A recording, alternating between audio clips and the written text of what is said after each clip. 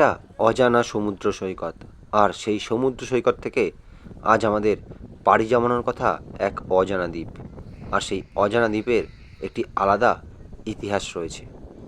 বঙ্গোপসাগরের মাঝখানে ছোট্ট একটি অজানা দ্বীপ, আয়তন প্রায় 5 স্কোয়ার কিলোমিটার, আর ভূপৃষ্ঠ থেকে এর দূরত্ব প্রায় 9 নটিক্যাল মাইল, যা বলতে পারেন প্রায় 16 কিলোমিটার। দক্ষিণ চব্বিশ পরগনার ফ্রেজারগঞ্জ যে গ্রাম পঞ্চায়েত রয়েছে, সেখানেই রয়েছে বকখালি। এই বকখালি সমুদ্র সৈকত থেকে মাত্র 4 কিলোমিটার দূরে রয়েছে মৎস্য বন্দর। পশ্চিমবঙ্গ রাজ্য সরকারের অধীনে যে মৎস্য বন্দর রয়েছে, সেখান থেকেই আজকে আমাদের যাত্রা শুরু হবে। নমস্কার বন্ধুরা, সবাইকে স্বাগত এমপিএস একটি নতুন ভিডিওতে। বন্ধুরা, এখন আমি দাঁড়িয়ে রয়েছি বকখালি মৎস্য বন্দর নামে একটি জায়গায়, আর এখান থেকেই আমাদের আজকে গন্তব্য হবে জম্মুদ্বীপ। আর এই জায়গা থেকে আমরা জম্মুদ্বীপ কিভাবে যাব, আর এখানকার খরচই বা কত, আর বোটে করে কতক্ষণ টাইম লাগবে, আর জম্মুদ্বীপে দেখার মতন কী কী আছে, আর জম্মুদ্বীপের ইতিহাস সমস্ত কিছু কিন্তু আজকে ভিডিও যাওয়ার মতো। চলুন আমাদের জার্নি এখান থেকেই শুরু করা যাক। আমরা প্রথমে এসেছিলাম বকখালিতে, আর বকখালির যে কটি সাইট সিন আছে তার মধ্যে অন্যতম হলো এই জম্মুদ্বীপ। আর এই জম্মুদ্বীপ ভ্রমণের জন্য আপনাকে আসতে হবে বকখালি থেকে 4 কিলোমিটার দূরে এই মৎস্য বন্দরে। আর এখানেই দাঁড়িয়ে রয়েছে একটি ট্রলার। এই ট্রলারে করেই কিন্তু আমরা আজকে যাব জম্মুদ্বীপ ভ্রমণে। কম বেশি 40 জন যাত্রী নিয়ে এই ট্রলার এই জম্মুদ্বীপ থেকে ছাড়বে এবং প্রায় 16 কিলোমিটার পথ সমুদ্রের মাঝে পাড়ি দেবে। তো চলুন এই জার্নি এই মৎস্য বন্দর থেকেই শুরু করা যাক। চলুন এবার যে ট্রলারটিতে আমরা যাব সেই ট্রলারে কি কি ব্যবস্থা রয়েছে সেটা সম্পূর্ণটা আমরা দেখে নিই। প্রথমেই ট্রলারের ওপরে একটি জায়গা রয়েছে, যেখান থেকে আপনি সমস্ত সমুদ্রটা কিন্তু দেখতে পাবেন। দেখুন জায়গাটা কিন্তু বেশ বড়, সবার জন্য বসার জায়গা রয়েছে। আর এই যে নদীটা দেখতে পাচ্ছেন, এই নদী ধরেই আমরা কিন্তু রওনা দেব ওই দূরে যে সাগর আছে সেই সাগরে, এবং সেখান থেকে প্রায় 16 কিলোমিটার পথ আমরা কিন্তু পাড়ি দেবো। তো আমাদের এই যে ট্রলারটি আছে সেটি এখন ছাড়ার তোড়জোড় চলছে। আর দেখুন আমাদের ফ্যামিলির সবাই মোটামুটি বসার সিট নিয়ে নিয়েছে। এই ট্রলারে জম্মুদ্বীপ যাওয়ার খরচ মাথাপিছু 150 টাকা। আর এখানে টিকিট কাটার জন্য কোনো আলাদা ব্যবস্থা নেই। নৌকায় ওঠার পরে কিন্তু আলাদাভাবে আপনার কাছ থেকে যে ফিসটা আছে সেটা সংগ্রহ করা হবে। 5 বছর ওপরের বাচ্চাদেরও কিন্তু টাকা লাগবে 150 টাকা করে। তো জম্মুদ্বীপ যেতে আমাদের আজ প্রায় 2 ঘন্টা সময় লাগবে। তাই নিচে কিন্তু বিশ্রাম করারও ব্যবস্থা রয়েছে টয়লেট, এবং আপনি চাইলে এখানে শুয়েও পড়তে পারবেন, সেই ব্যবস্থাও কিন্তু রয়েছে। তো দেখতেই পাচ্ছেন আমাদের ট্রলার এবার ধীরে ধীরে বন্দর থেকে ছেড়ে গন্তব্যের দিকে রওনা হবে। তো এখন আমি বসে রয়েছি একটি বোটের ওপর, আর এই বোট কিছুক্ষণের মধ্যে এই মৎস্য বন্দর ছেড়ে যাবে আর রওনা দেবে জম্মুদ্বীপের দিকে। তো এই বোটের মধ্যে টোটাল প্রায় 40 জনের কাছাকাছি লোক একসাথে যাতায়াত করতে পারে। আর বোটের ওপরে একটি পোর্শন রয়েছে, যে পোর্শনে কিন্তু মানুষ বসার ব্যবস্থা রয়েছে, আর নিচে একটি পোর্শন রয়েছে যেখানে আপনি চাইলে শুতেও পারবেন। তো দারুণ এই পরিকল্পনা আমরা করেছি। এখান থেকে আমাদের যাত্রা শুরু হবে, আর কিছুক্ষণের মধ্যেই কিন্তু আমাদের এই মৎস্য বন্দর থেকে ছেড়ে যাবে। প্রথমে এই নদীটা দেখতে পাচ্ছেন, এই নদীটা দিয়ে আমরা যাব, তারপরে আমরা রওনা দেব। নদীটা ক্রস করে মোহনা হয়ে পুরো সমুদ্রে গিয়ে পড়বো। সমুদ্রের মধ্যেও কিন্তু বেশ কিছুটা পথ আমাদের যাত্রা করতে হবে এবং পৌঁছাবো জম্মুদ্বীপে। এক পাশে ঘন ম্যানগ্রোভ অরণ্য, অন্য সাইডে সমুদ্র বিচ। মাঝখানের যে নদীটি আমরা দেখতে পাচ্ছি, এই নদীটির নাম এডওয়ার্ড ক্রিক। ব্রিটিশ কর্তৃক এই নদীর এই অদ্ভুত নামকরণ করা হয়েছে। আর এই নদীপথে আমরা আজকে আমাদের যাত্রা শুরু করলাম। যাব প্রায় 16 কিলোমিটার রাস্তা। নদীর পাশ দিয়ে মৎস্যবন্দরে দাঁড়িয়ে থাকা নৌকাগুলো দেখতে দেখতে এক অজানার হাতছানি আমাদের টেনে নিয়ে চলল সমুদ্রের দিকে। হালকা কুয়াশায় ঢাকা অদ্ভুত এই নদীটি আমাদের টেনে নিয়ে চলল সাগরের জলে। যেহেতু এখন জোয়ার, তাই জলটা একটু বেশি। দেখতেই পাচ্ছেন সহস্র নৌকা বাঁধা রয়েছে নদীটির পাড় দিয়ে। এগুলি সকলেই মাছ ধরার নৌকো। সমুদ্রের দিকে যত অগ্রসর হতে থাকলাম, নৌকার সংখ্যা তত বাড়তে থাকলো। দূরে দৃশ্যমান কার্গিল বিচ, আর সেই কার্গিল বিচে লক্ষ লক্ষ পরিযায়ী পাখি আমাদের হাতছানি দিচ্ছে। আর হাতছানি দিচ্ছে দীর্ঘ বড় সমুদ্র, যেই সমুদ্র দিয়ে আমরা পাড়ি দেবো জম্মুদ্বীপের দিকে। বৃষ্টি দেখতে পাচ্ছেন, এই বৃষ্টির নাম কার্গিল বিচ, আর এখানে শুক্তো দেওয়া হয়েছে শুটকি মাছ। আর এই কার্গিল বিচেরও একটি ইতিহাস রয়েছে, চলুন ভিডিও দেখতে দেখতে সেই ইতিহাসও আমরা জেনে নেব, কেন এই অদ্ভুত নামকরণ হলো এই বিচের। বন্ধুরা, জম্মু দ্বীপে সাধারণ মানুষের প্রবেশ নিষিদ্ধ, সেখানে জারি করা রয়েছে 144 ধারা। কেনই বা জম্মু দ্বীপে সাধারণ মানুষের প্রবেশ নিষিদ্ধ, আর কেনই বা সেখানে 144 ধারা জারি করা হয়েছে, সমস্ত তথ্য আমরা আপনাদের দেব।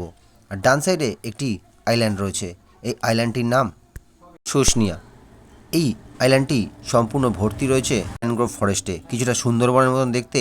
এই আইল্যান্ডে রয়েছে কচ্ছপ, হরিণ, আরও নানাবিধ প্রাকৃতিক সৌন্দর্য। যদিও এখানে কুমিরের দেখা মেলে না, আর দেখা মেলে না বাঘের, তবুও এটি গ্রেটার সুন্দরবন। সুন্দরবনের কিছুটা ফিলিংস আপনি এখানে পাবেন। তো দেখতেই পাচ্ছেন আমাদের যে বোট, সেটি নদী থেকে যুক্ত হচ্ছে সাগরের সাথে। বাপাশে রয়েছে বিস্তীর্ণ কার্গিল বিচ, আর সেই কার্গিল বিচের পাড়েই লক্ষ লক্ষ পরিযায়ী পাখি বসে আছে। ভালো করে লক্ষ্য করে দেখতে পাবেন যে কালো কালো স্পটগুলো দেখতে পাচ্ছেন, সেগুলো সমস্তই পরিযায়ী পাখি। তো আমাদের নৌকা রওনা দিল সমুদ্রের পথে। নদীর খাড়ি পথ চেঞ্জ করে এবার আমরা পড়লাম সাগর, অনন্ত বিস্তৃত সাগর, যত দূর চোখ যায় শুধু জল আর জল। এখান থেকে আমরা প্রায় রওনা দেব 10 কিলোমিটার পথ। আর দেখুন শত শত পরিযায়ী পাখি দাঁড়িয়ে রয়েছে এই কার্গিল বিচে। বন্ধুরা, কি অসাধারণ দৃশ্য দেখতে দেখতে আমরা কিন্তু এগিয়ে চললাম আমাদের গন্তব্যে। এখান থেকে জম্মু দ্বীপের কোনো দৃশ্য কিন্তু আমরা দেখতে পাচ্ছি না। দেখুন সব মাছ ধরা ট্রলারগুলো কিন্তু একে একে আসছে, আর এই পাশ দিয়ে রয়েছে কার্গিল সি বিচ। আর দেখুন পরিযায়ী পাখিরা কিন্তু সি বিচের পাড়ে বসে রয়েছে, সব সাইবেরিয়ান সব পাখি। এই দেখুন আমার সামনে দিয়ে সাইবেরিয়ান সমস্ত যে পরিযায়ী পাখিরা তারা কিন্তু উড়ে যাচ্ছে। এই অনুভূতিটা আপনারা যদি জম্মু দ্বীপে না আসেন কখনোই পাবেন না। কি দারুণ অনুভূতি, চারিদিকে সাগর আর মাঝখানে বোটে করে আমরা কয়েকজন লোক চলেছি মজার উদ্দেশ্যে, জম্মু দ্বীপের উদ্দেশ্যে। দূরে দেখা যাচ্ছে মৌসুমী আইল্যান্ড,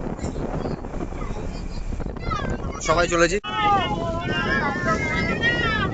দেখুন বিদেশি পাখির ঝাঁক কিন্তু উড়ে চলেছে। সিজনে এই জম্মু দ্বীপে আসলে এভাবে লক্ষ লক্ষ বিদেশি পাখির ঝাঁক কিন্তু আপনারা দেখতে পাবেন, যারা সমুদ্রের ওপর দিয়ে উড়ে চলে এবং নদী থেকে মাছ খায়। এরা বেশিরভাগই সাইবেরিয়ান প্রজাতির বিদেশি পাখি। বন্ধুরা, এখন আমরা যে দ্বীপটিতে যাচ্ছি সেই দ্বীপটির নাম জম্মু দ্বীপ, এটা আমরা আগেই জেনেছি।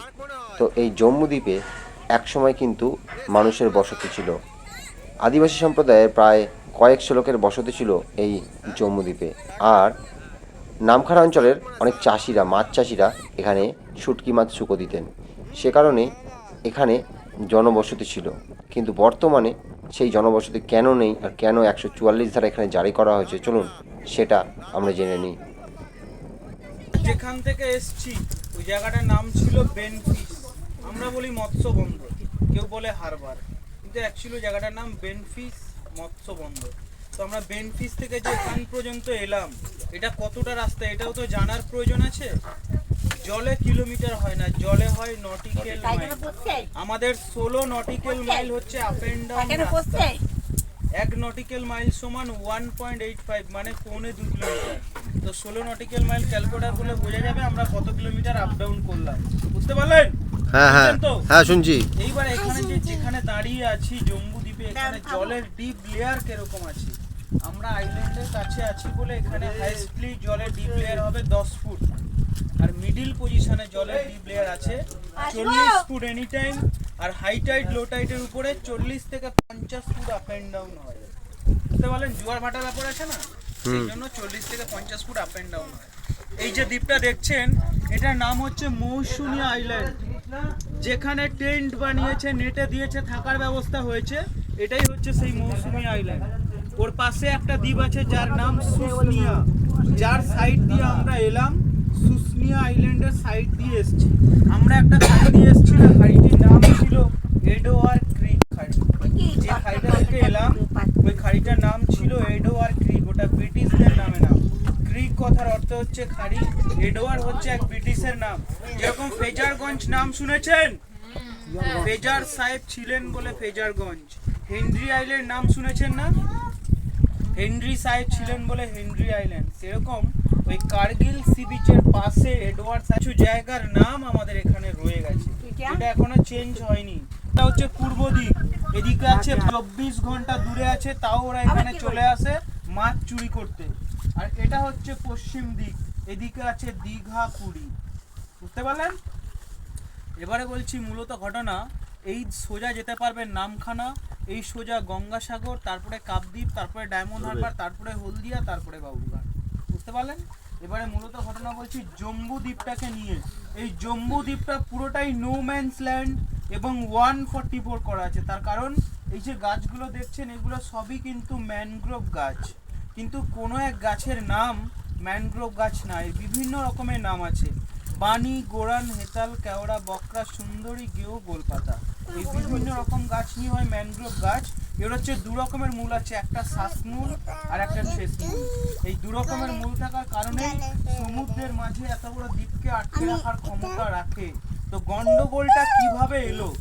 বামফ্রন্টের আমলে দুই মন্ত্রীর নাম হয়তো আপনারা শুনেছেন, একজনের নাম হচ্ছে যোগেশ বর্মন বনমন্ত্রী, আর একজনের নাম হচ্ছে মৎস্যমন্ত্রী কিরণময় নন্দ।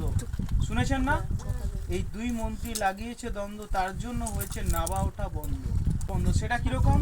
মৎস্যমন্ত্রীর আন্ডারে ছিল 20,000 জেলে আর 120টা আদিবাসী, আর বনমন্ত্রী আন্ডারে ছিল এই দ্বীপটার দেখভাল করার দায়িত্ব। এবারে মৎস্যমন্ত্রীর লোকজন কি করতে জানেন? প্রত্যেক বছর এই ম্যানগ্রোভ গাছ কেটে এরকম একটা ফাঁকা সি বিচ তৈরি করতো। পেছনে সি বিচ দেখছেন না? পেছনে একটা ফাঁকা সি বিচ দেখা যাচ্ছে না? এই ম্যানগ্রোভ গাছ কেটে হাজার হাজার বিঘা ম্যানগ্রোভ গাছ কেটে এরকম একটা ফাঁকা সি বিচ তৈরি করতো। কি করার জন্য? শুটকি শোকানোর জন্য। এবারে গাছই তো মাটিকে আটকে রাখে, আর এটাই তো বঙ্গোপসাগর। এই বঙ্গোপসাগরেই তো সাইক্লোন সৃষ্টি হয়, তারপরে সে গতিপথ নির্ধারণ করে কোন দিকে যাবে। অলরেডি আমাদের দিকে বুলবুল, আমফান, ইয়াস, যশ, ফণি, চিত্রাং, মকা, আইলা বিভিন্ন রকমের সাইক্লোন এসছে না, শুনেছেন না? তো জিওলজিক্যাল সার্ভে অনুযায়ী দ্বীপের আয়তন ছিল 19,000 হেক্টর জায়গা। এক খালি যে এলেন তার দুভাগে এক ভাগ ছিল এই আইল্যান্ড। তো এই 20 বছর ধরে ম্যানগ্রোভ গাছ কাটার ফলে বঙ্গোপসাগরে সাইক্লোন আসার কারণে দ্বীপের আয়তন কমে গেছে 70%। কিভাবে কমলো? কেন কমলো? সরকারিভাবে বনমন্ত্রীর উপরে প্রেসার এলো যে এই দ্বীপটা এইভাবে কেন কমলো। এবারে বনমন্ত্রী যখন সার্ভে করে দেখলো যে অ্যাকচুয়ালি ম্যানগ্রোভ গাছ কাটার ফলেই কমেছে। এবারে বনমন্ত্রী মৎস্যমন্ত্রীকে বলছে যে আপনার লোকজনকে বলুন এখানে ম্যানগ্রোভ গাছ কাটা বন্ধ করতে, না হলে কিন্তু দ্বীপ বাঁচানো যাবে না। তৎকালীন সময়ে দুজনেই তাবড় মন্ত্রী, কেউ কারুর কথা শোনেনি। যখনই না শুনছে এই ঘটনাটা বনমন্ত্রী সরকারকে জানায়, সরকারকে জানাতে গিয়ে মৎস্যমন্ত্রীর রাগ হয়ে যায়। তো এই দুই মন্ত্রীর ভিতরে সংঘর্ষ হয়ে ঘটনাটা কোর্ট পর্যন্ত যায়। এবারে কোর্ট থেকে ঘটনা আবার সুপ্রিম কোর্টে চলে যায়। 3 বছর কেস লড়ার পরে ঘটনাটা সুপ্রিম কোর্টে যায়। সুপ্রিম কোর্ট থেকে বনমন্ত্রীর পক্ষে তার উকিল রায় নিয়েছে। সেটা কিভাবে জানেন? তার উকিল বলছে কোনো প্রকার যদি এখানে ম্যানগ্রোভ গাছ কেটে এই দ্বীপটাকে নষ্ট করে দেওয়া হয়, সরকারের বিশেষ কোনো ক্ষতি হবে না। তার কারণ এখানে কোনো চাষযোগ্য জমি নেই, স্কুল নেই, কলেজ নেই, হসপিটাল নেই, কোনো কল কারখানা কিছুই নেই।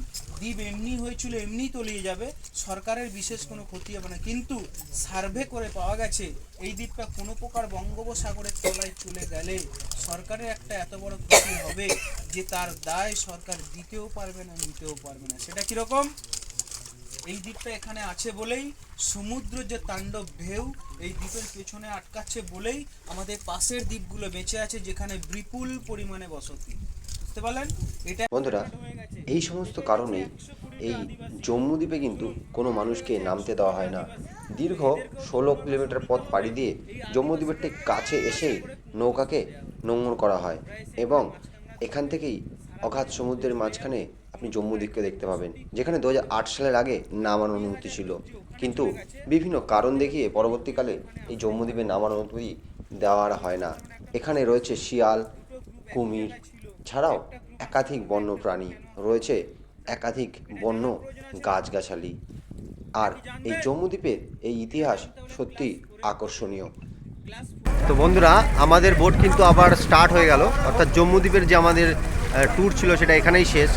আর কিছুক্ষণ অর্থাৎ আধ ঘন্টা আবার সমুদ্রপথে আমরা পাড়ি দেবো, ফিরে যাব বকখালি মৎস্য বন্দরের দিকে। আর এই জম্বুদ্বীপের ভিডিও আপনাদের কেমন লাগলো সেটা অবশ্যই কমেন্ট বক্সে জানাবেন। ভালো লাগলে লাইক করবেন, শেয়ার করবেন আর সাবস্ক্রাইব করে আমাদের চ্যানেলকে। দেখা হচ্ছে পরবর্তী ভিডিওতে। সবাই ভালো থাকবেন, সুস্থ থাকবেন।